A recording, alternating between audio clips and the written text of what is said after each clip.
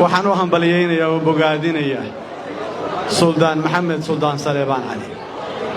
ilaahay waxaan uga baryayaa inuu mid dadkiisa iyo dalkiisa iyo diintiisaba anfaca ka yeelo saldaladda iyo mas-uuliyadda iyo culayskaasna ilaahay subxaanahu wa tacaala uu ku asturo oo ilaahay ku garab galo oo ilaahay uu ka dhigo mid ummaddiisa u adeega oo diintiisa u adeego dalkiisa u adeega wanaaggii iyo sharaftii aabbihii lagu tilmaamayna wuu leeyahay mid ka sii kordhiya oo halkii ka sii qaada ayaan ilaahay subxaana wa tacaala uga baryaya waxaan uun ducadaa dabadeed aan sudaanka u ducaynayo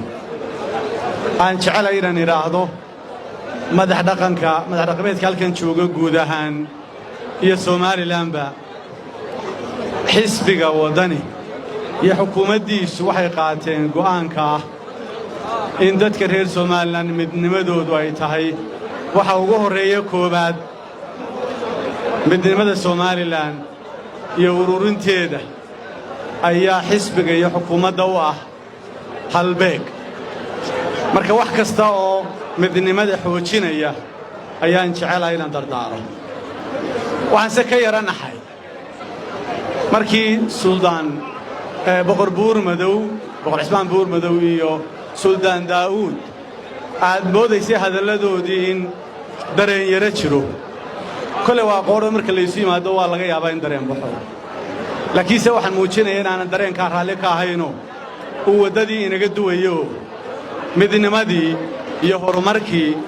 iyo somalilan oo aynu doonayno inay mid ahaato aan fara isku fiiqu sax ahayn weliba waxay xasuusisay